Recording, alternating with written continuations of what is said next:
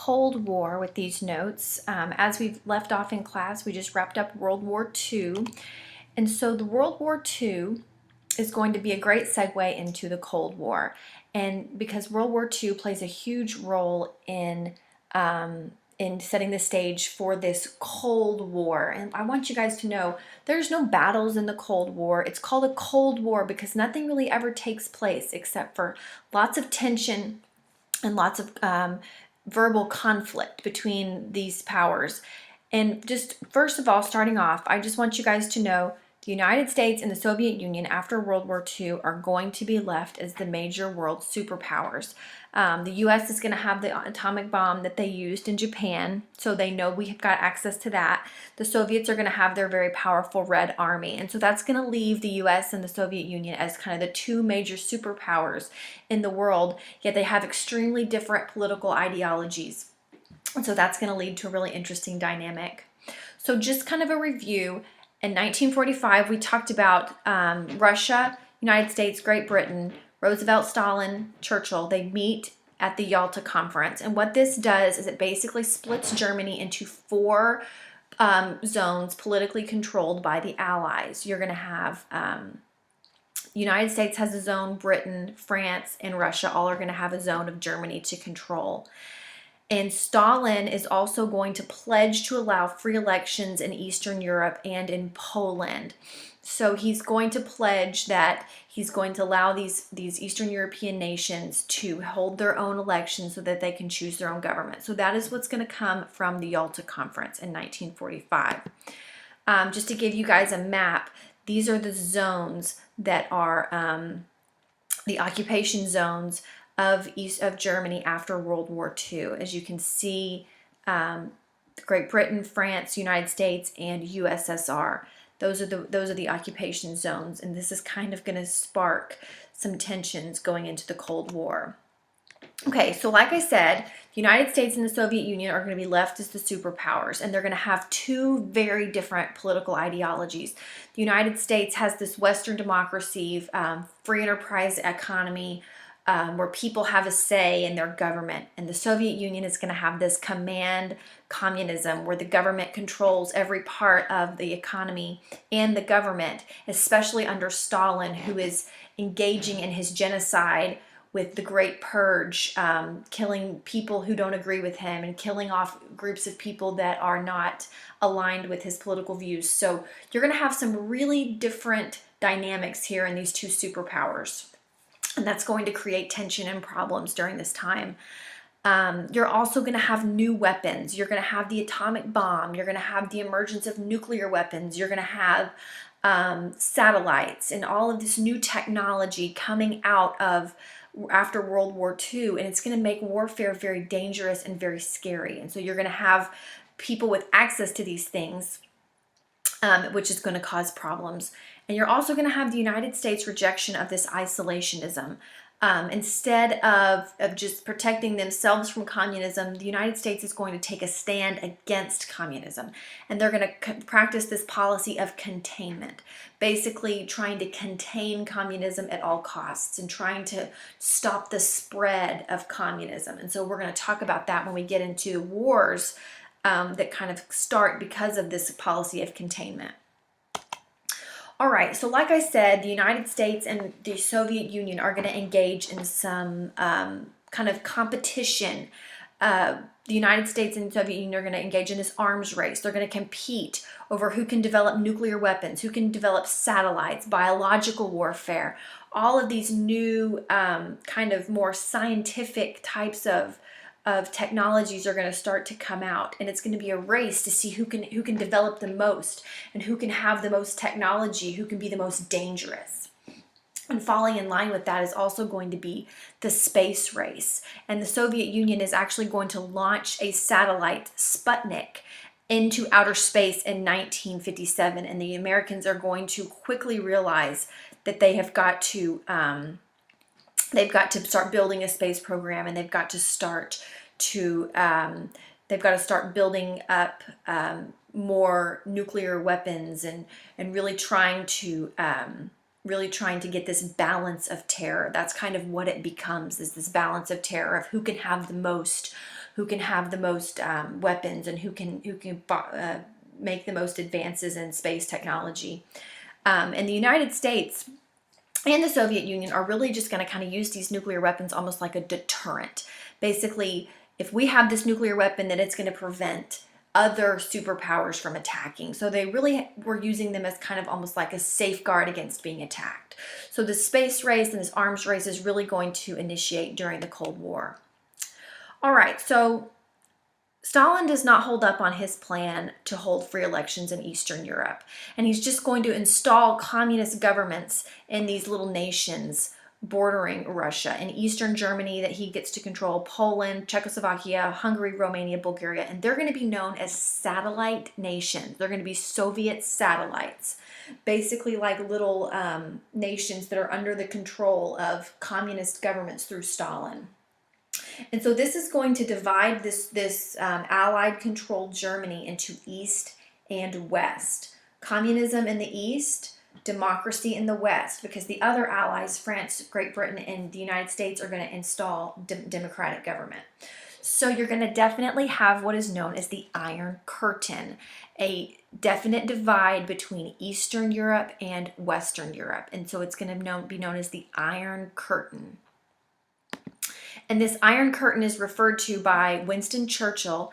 He basically calls this split as the Iron Curtain, and it really does become very clear that communism and capitalism cannot exist in the same world, because the United States and other capitalist nations are trying to practice this policy of containment, trying to get other countries to not fall to communism.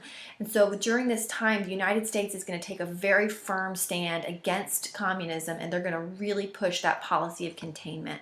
And these are just a couple political cartoons that kind of depict how people viewed the Iron Curtain at this time, kind of as a wall being built up between the two regions of Eastern and Western Europe.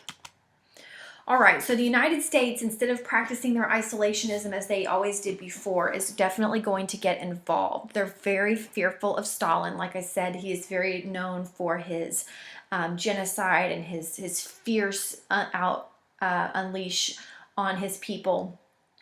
And so, like I said, the United States is going to adopt that policy of containment. They're going to try to stop the expansion of communism.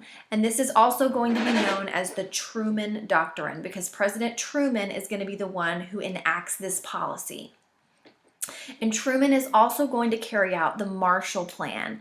And this Marshall Plan was a plan that was the hopes of it was to stop the spread of communism by giving financial assistance to any Western democratic nations to help rebuild after World War II. Because remember, we talked about in class, a lot of times countries fall to communism because they're having economic hardship. But Truman thought if we could give assistance to a lot of these nations, then they would not fall to communism. And the goal is basically to set up trading partners and help European nations resist that desire to fall to communism and kind of contain. All right, let's go back to Germany, talking about the zones, the 4 zones that were occupied by the United States, Great Britain, France, and the Soviet Union. Well, you're going to start to see some tension growing there because of like I said, the different political ideologies. But one thing I want to point out that I didn't mention earlier was the city of Berlin was also split into 4 zones. You have US, France, Great Britain, and Soviet zones of Berlin. And the city itself was split because of its importance in Germany, being the capital of Germany. So at this time, the Western allies, so the democratic countries or allies, they begin to merge their zones of occupation to create one democratic state. Well, that's going to upset Stalin because he's going to rule his zone using communism. And so as these allies are merging, that's going to upset him. So he reacts by closing and cutting off all of the highways and railroad links to West Berlin from East Berlin. And this is going to really, hurt the West Berliners because now they are cut off. Their railroads and highways are now cut off. So they have no way of getting supply lines. And so the Western allies, the US, France, Great Britain, they are going to engage in the Berlin airlift, which they're going to airlift supplies and food and other things into the city of Berlin so that they cannot be cut off, that Stalin's plan cannot work. And so eventually Stalin is going to lift this blockade. But as a result, you're going to have two definite sides. You're going to have West Germany, which is going to be the Federal Republic of Germany. And then you're going to have East Germany, which is the German Democratic Republic. So you're going to have democracy in the West and you're going to have communism in the East. And so that's going to continue to cause problems as we move down. We're going to start to see major problems going up as this split in Germany happens.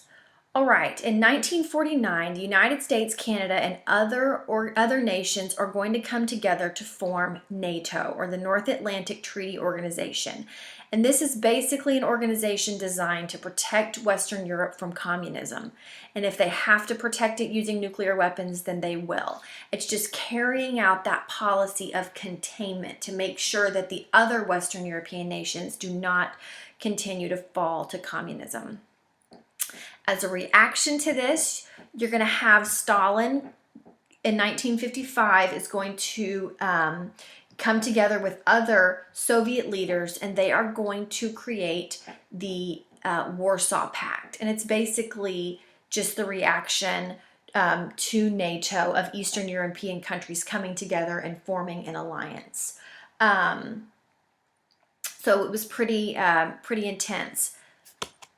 So at this time, you are definitely going to have two different sides of this quote unquote Cold War. You're going to have the Soviets in the East, and you're going to have the Western European people supporting the policy of containment in the West. And so this just kind of gives you an idea of the countries in blue were the ones involved in NATO. Nations in red are going to be part of the Warsaw Pact. So as you can see in the Cold War, while there was really no actual battle going on, no actual warfare just yet, it's just this rising of tensions and this rising of different ideologies kind of competing with each other, causing tension, leading to just different motivations for building up nuclear weapons in this arms race and space race.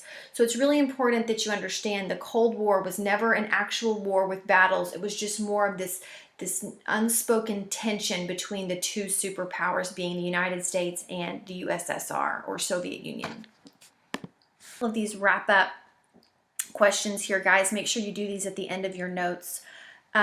How did the end of World War II lead to the start of Cold War tension? So how does some of the things that go on after World War II, how is that going to kind of spark this tension between the two superpowers? How does the policy of containment, or the Truman Doctrine, how is it going to increase those tensions? And what were some of the actions that are going to lead to more problems done by the United States and the Soviet Union? What are some of the actions that they take that lead to more problems and more tension during the Cold War? So after you do these questions, guys, think about those and bring them to class to discuss next time.